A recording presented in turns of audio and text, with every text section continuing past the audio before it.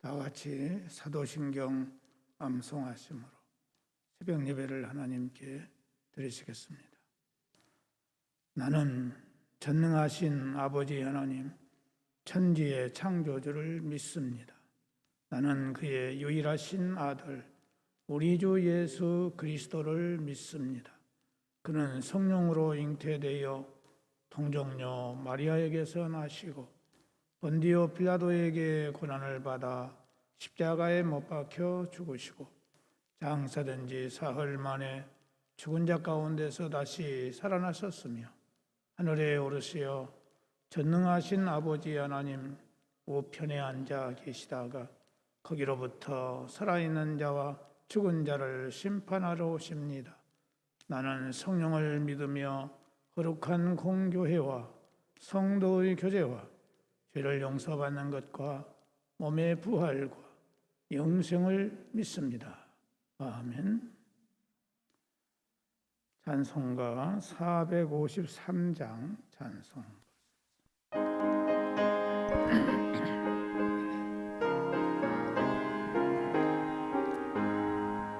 예수도 알기 원하네.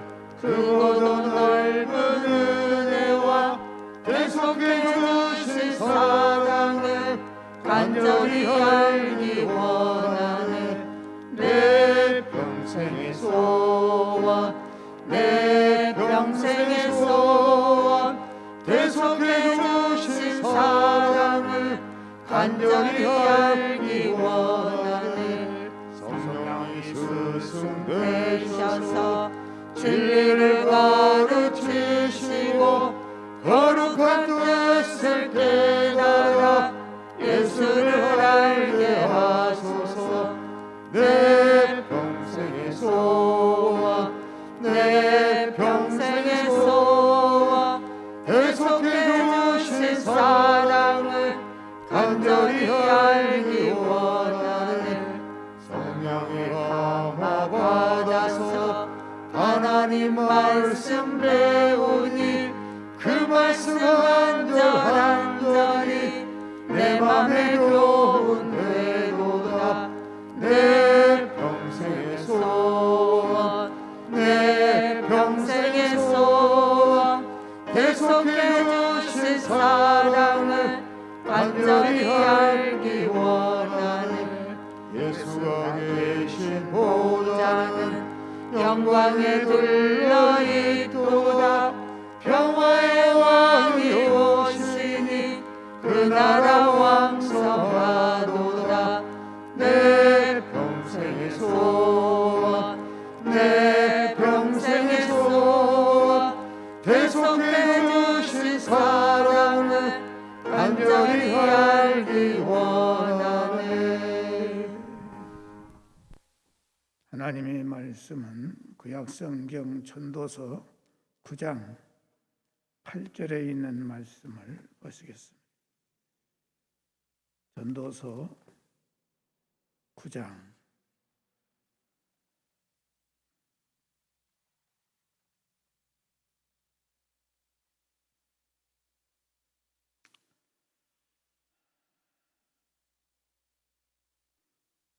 8절 한 절만 다 같이 봉독하시겠습니다. 시작. 내 의복을 항상 희게 하며 내 머리에 향기름을 그치지 아니하도록 할지니라. 아멘.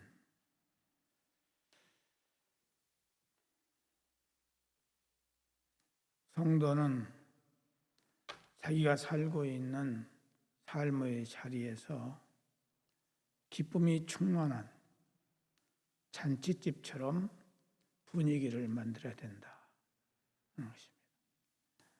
본문 말씀 8절 보면 내 의복을 항상 희게 하며 네 머리에 향기름을 그치지 아니하도록 할지니라. 이렇게 말씀하고 있습니다. 고대 근동 지방에서 흰옷을 입는다고 하는 것은 여러 가지 의미로 생각할 수 있겠지만은 여기서는 문맥상 기쁨을 상징하는 것으로서 나타내고 있습니다. 다시 말해서 내가 어디를 가든지 간에 기쁨을 주는 사람이 돼야 된다. 그게 중요합니다. 그리고 이 향기름은 감람나무 열매에서 채취한 식물성 기름으로서 향수와 같은 용도로 사용됐는데 이 또한 축제적인 기쁨을 누리는 것을 의미하고 있습니다. 오늘날로 말하자면 축제나 파티에 참석하기 위해서 가장 아름답고 화려한 옷을 입고 각종 보석으로 치장하며 향수를 뿌리고 화장하여 자신을 꾸미는 모습을 말하고 있습니다. 이것은 우리로 하여금 항상 흥청거리며 일낭만을 추구하는 삶을 살라는 그런 뜻이 아닙니다.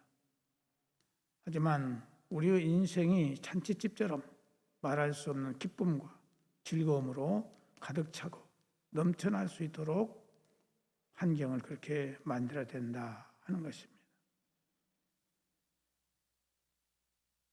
비록 내면은 지극히 하나님의 은혜를 추구하며 그것을 추구하는 삶을 살아야 하지만 이 세상에서의 모든 삶의 태도는 그 자신뿐만 아니라 이 세상에서의 모든 삶의 태도는 다른 사람들에게 큰 기쁨을 끼치며 희락을 미치는 삶을 살아야 된다.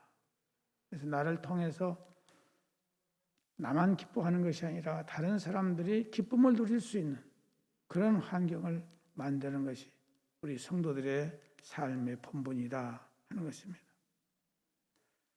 그런데 오늘날 성도들 가운데 하나님을 알지 못하는 사람보다도 더 힘겨워 보이고 슬프고 우울해 보이는 경우가 적지 않다 하는 것입니다.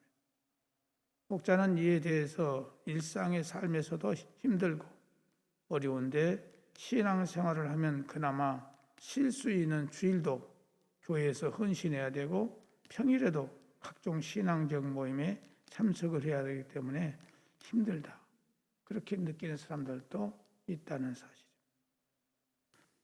어떤 이들은 악하고 죄 많은 세상, 고통과 슬픔이 가득한 이 땅에서 어찌 기뻐하고 즐거워할 수 있느냐라고 말하면서 이를 마치 거룩이나 경건의 반영이라고 말하기도 합니다.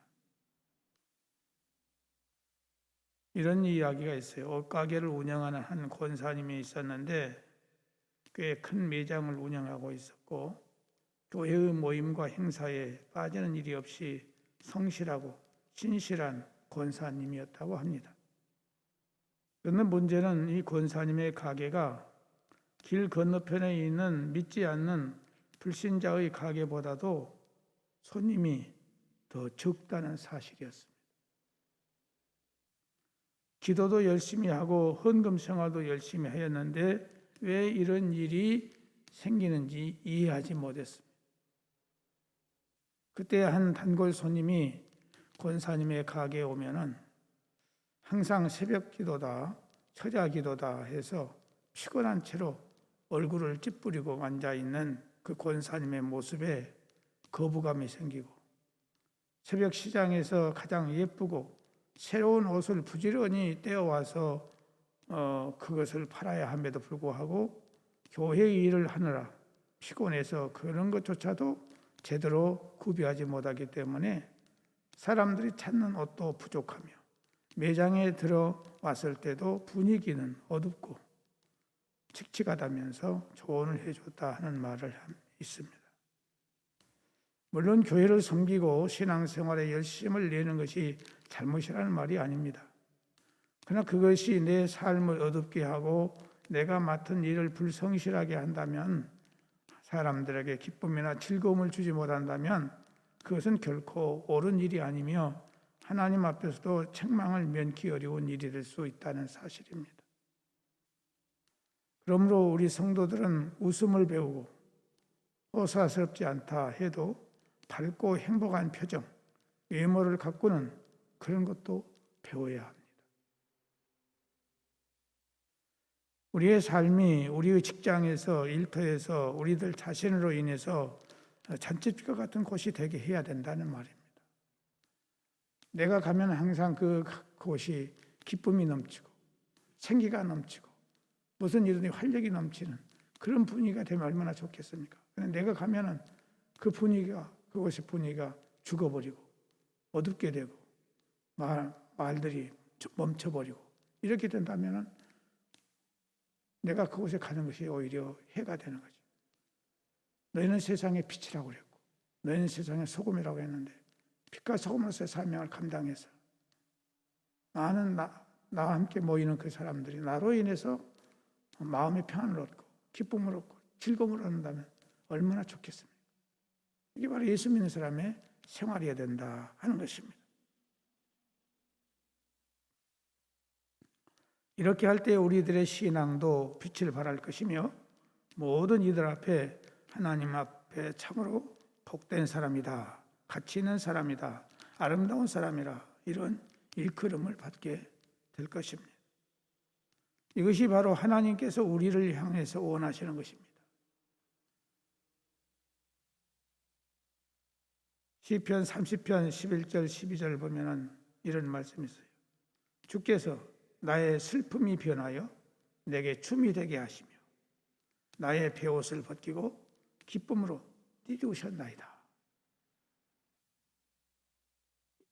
이는 잠잠하지 아니하고 내 영광으로 주를 찬송하게 하심이니 여호와 나의 하나님이여 내가 주께 영원히 감사하리다라고 다윗은 고백을 했습니다. 사람들을 만나서 이야기를 해보면은 이런 사람들이 있어요. 나는 누구 때문에 교회 가고 싶지가 않다.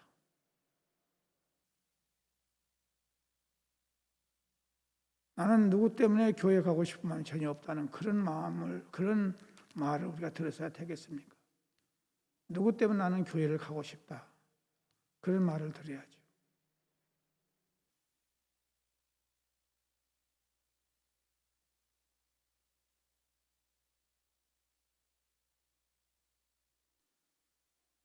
교회에 또 특별히 보통 사람도 아니고 중직자를 지칭하면서 나는 그분 때문에 교회를 가고 싶지 않다. 이런 말을 들을 때마다 답답합니다.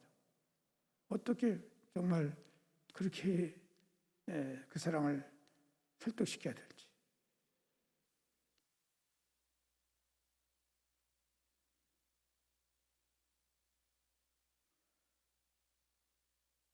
사도행전 2장 28절 32절에 보면은 주께서 생명의 길을 내게 보이셨으니 주 앞에서 내게 기쁨이 충만하게 하시리로다. 형제들아 내가 조상 다윗에게 대하여 담대히 말할 수 있노니 다윗이 죽어 장사되어 그 묘가 오늘까지 우리 중에 있도다.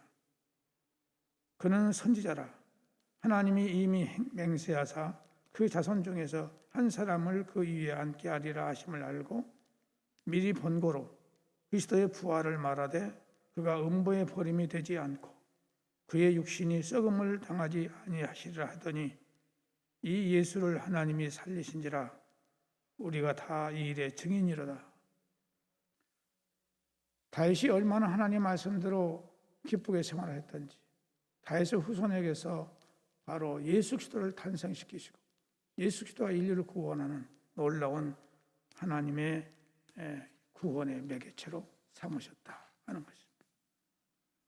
사도행전 13장 50절에 52절에 보면은 이에 유대인들이 경건한 귀부인들과 그 신의 유력자들을 선동하여 바울과 바나바를 박해하게 하여 그 지역에서 쫓아내니 두 사람이 그들을 향하여 팔에 티끌을 떨어버리고 이고니온으로 가거늘 제자들은 기쁨과 성령이 충만하니라. 기쁨과 성령이 충만한 사람. 박해를 받아도 기쁨과 성령이 충만한 우리의 삶이 되어지는 이런 우리가 되어야 할 것입니다. 그러므로 우리는 우리 안에 하나님의 말씀과 성령이 충만하도록 우리의 마음과 생각을 지키는 신앙이 될 수 있기를 주님의 이름으로 축복합니다. 기도하겠습니다.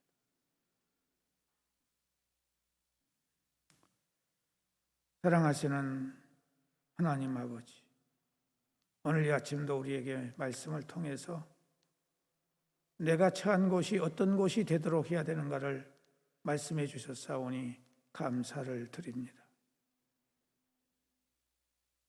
내가 가는 곳마다 모든 사람들이 평안을 얻게 하고 기쁨을 얻게 하고 소망을 얻게 하고 새로운 활력을 불러일으키는 우리가 될 수 있도록 도와주시고, 우리를 통해서 날마다 교회가 부흥하고 성장하는 그런 놀라운 역사가 있게 해주시기를 바라옵고 원합니다. 난 안무교 때문에 교회 가고 싶다, 이런 말을 드려야지, 난 안무교 때문에 교회 가고 싶다, 교회가 싫다는 이런 말을 듣지 않도록 우리에게 은혜를 베풀어 주시기를 바라옵고 원합니다. 하나님 아버지, 간절히 바라옵고 원하옵는 것은 오늘 이 아침에도 육체의 연약함과 질병을 안고 있는 사랑하는 성도들을 기억하시고 굽어 살펴 주시옵소서. 하나님, 이 질병을 통해서 하나님 아버지의 음성을 듣게 하시고 질병을 통해서 하나님의 뜻을 분별할 수 있는 지혜와 지각을 허락하여 주시옵시고, 시간도 주의 성령님 환자들마다 찾아가셔서 머리끝에서 발끝까지 친히 안수하여 주옵소서. 성령의 검으로 수술하여 주시고 성령의 불로 태워주시고 성령의 기름을 부어사 저들의 모든 질병들이 떠나갈 수 있도록 은혜를 허락해 주시기를 바라옵고 원합니다. 이 시간 나사렛 예수 이름으로 명령하노니 사랑하는 성도들의 역사하는 모든 어둠의 세력들은 떠나갈지어다. 모든 질병은 고침받을지어다. 건강해질지어다. 하나님께서 온전케 해주시기를 간절히 바라옵고 원합니다. 성령이여 역사해 주시옵소서. 성령님이여 치유해 주시옵소서. 수술해 주시옵소서. 고쳐 주시옵소서. 머리끝에서 발끝까지 저들의 모든 육체가 건강하게 되어지는 놀라운 기적의 역사들이 일어나게 하여 주옵소서. 예수의 이름으로 기도합니다. 예수의 이름으로 명령합니다. 주님이 역사하여 주시옵소서. 하나님 아버지, 물질의 문제, 또 진로의 문제, 생업의 문제, 모든 문제들이 성령의 도우심으로 말미암아 아름답고 선하게 해결되어지는 놀라운 역사가 있게 하여 주옵소서. 오늘 또 이 나라의 민족을 기억하시고 굽어 살펴서 하나님을 잘 섬길 수 있는 이 나라가 되도록 도와주시옵시고, 새로운 대통령에게 하나님께서 은혜를 주셔서 이 나라를 바르게 헌신적으로 믿음으로 하나님을 의지하는 가운데서 하나님 말씀도 살아가는 귀한 대통령이 되도록 축복해 주옵소서. 하나님 아버지, 오늘도 우리의 모든 삶을 주님께 부탁을 드리고 오늘 밤도 예배를 드릴 때 성도들 모이게 힘을 쓸 수 있도록 저들의 심령이 깨어나게 하시고 저들이 사모하는 마음을 갖게 하시고 하나님 전을 달려나올 수 있는 신앙들이 되게 하여 주옵소서. 예수님의 이름으로 기도드리옵나이다. 아멘. 하늘에 계신 우리 아버지, 아버지의 이름을 거룩하게 하시며 아버지의 나라가 오게 하시며 아버지의 뜻이 하늘에서와 같이 땅에서도 이루어지게 하소서. 오늘 우리에게 일용할 양식을 주시고 우리가 우리에게 잘못한 사람을 용서하여 준 것 같이 우리 죄를 용서하여 주시고 우리를 시험에 빠지지 않게 하시고 악에서 구하소서. 나라와 권능과 영광이 영원히 아버지의 것입니다. 아멘.